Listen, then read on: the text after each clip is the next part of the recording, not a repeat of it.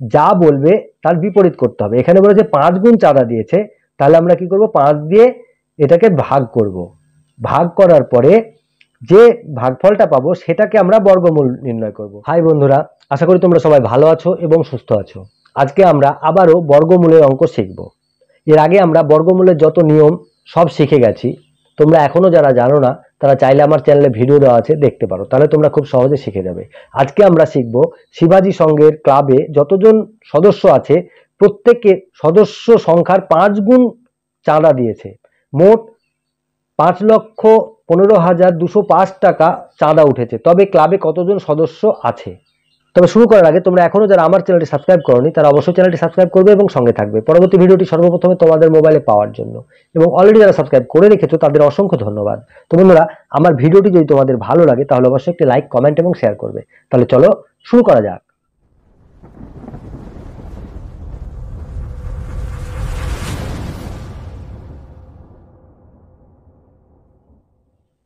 তো বন্ধুরা, আজকে আমরা শিখব আবারও বর্গমূলের অঙ্ক।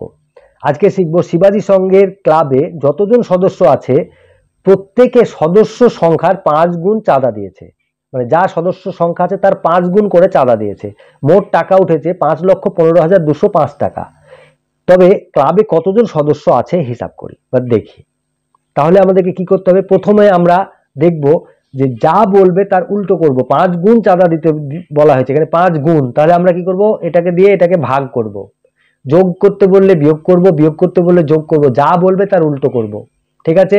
গুণ করতে বলে ভাগ করব, ভাগ করতে বলে গুণ করব।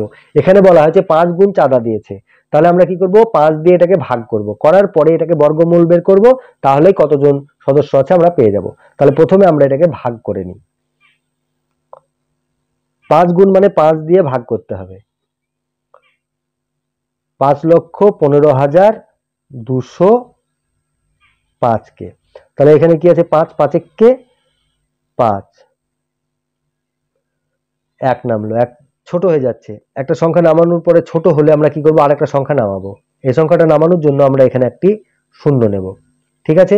15, 15 কে 5 দিয়ে ভাগ করলে 3, 3 পাচ্ছে 15, বিয়োগ করলে শূন্য, বা শূন্য বসে না।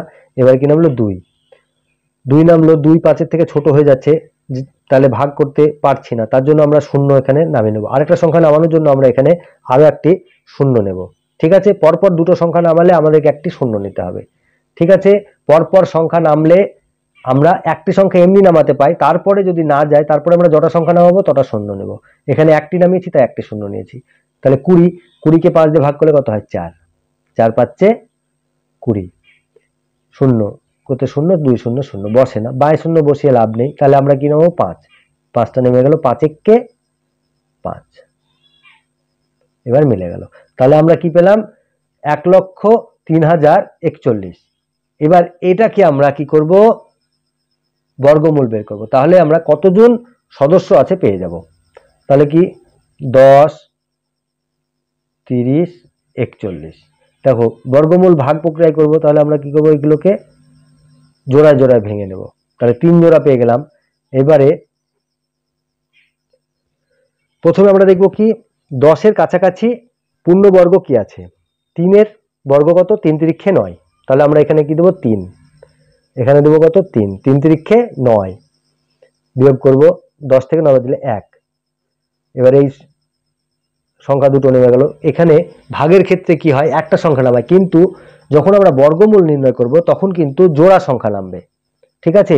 সবসময় জোড়া জোড়া সংখ্যা নামাতে হবে। তাহলে আমরা এখানে জোড়াটা নামিয়ে দিলাম, তাহলে 130 হলো। এবং এই যে সংখ্যা আছে এটার 2 গুণ, মানে একে 2 দিয়ে গুণ করে যেটা হবে সেটা আমরা এখানে বসাবো। তাহলে 3 এর সঙ্গে 2 গুণ করলে কত হয়, 6, 6 বসিয়ে দিলাম। এবারে এখানে এমন একটি সংখ্যা বসাবো যেটা দিয়ে গুণ করলে এর কাছাকাছি হবে বা এর সমান হবে। ঠিক আছে? তাহলে আমরা যদি এখানে 1 দিয়ে করি তাহলে 61, 61 কে 61, ছোট হয়ে যাচ্ছে এর থেকে অনেকটাই, তাই যাচ্ছে না। 2 দিয়ে যদি দিই তাহলে 60 দুগুণ 120, আর 2 দুগুণ 4, 124, তাহলে কাছাকাছি হচ্ছে। তাহলে আমরা কি দেবো, 2 দিয়ে দেবো। এবার এখানে 2 লিখবো। তাহলে আমরা এখানে 2 দিয়ে দিলে কত হয়, 2 দুগুণ 4, 6 দুগুণ 12, 124। এটাকে বিয়োগ করবো, তাহলে 10 থেকে 4 বার দিলে 6, এখানে থাকে 2, 2 দিয়ে মিলে গেলে 0, বাই 0 বসে না, এখানে একটা 0, একে একে মিলে গেলে 0, বাই 0 বসে না। ঠিক আছে? তাহলে এখানে 6। এবার এই জোড়া সংখ্যাটা নামালাম 41, তাহলে কত হলো, 641। এইবারে আমি কি বললাম যে এখানে যা থাকবে তাকে 2 দিয়ে গুণ করে এখানে বসাবো। তাহলে এখানে 32 আছে, 32 কে 2 দিয়ে যদি আমরা গুণ করি তাহলে কি পাবো? 32 দুগুণ 64।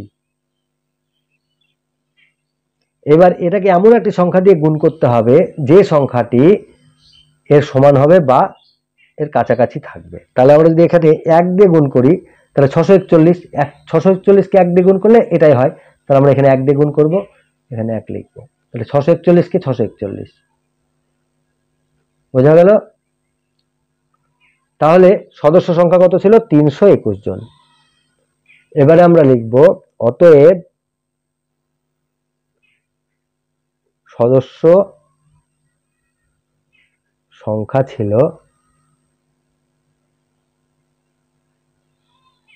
321 জন। তাহলে আশা করি তোমরা বুঝে গেছো। দেখো আমরা কি করলাম, এখানে একটা কথা মনে রাখবে, যা বলবে তার বিপরীত করতে হবে। এখানে বলে যে 5 গুণ চাঁদা দিয়েছে, তাহলে আমরা কি করব? 5 দিয়ে এটাকে ভাগ করব। ভাগ করার পরে যে ভাগফলটা পাবো সেটাকে আমরা বর্গমূল নির্ণয় করব। সেই বর্গমূলটা যেটা আসবে সেটাই হবে ক্লাবের সদস্য সংখ্যা। তাহলে আশা করি তোমরা বুঝে গেছো। তাহলে মন দিয়ে লেখাপড়া করবে, এগুলো প্র্যাকটিস করবে, যত প্র্যাকটিস করবে তত শিখবে। ভালো থাকবে, সুস্থ থাকবে। আজ তাহলে আসি, টাটা।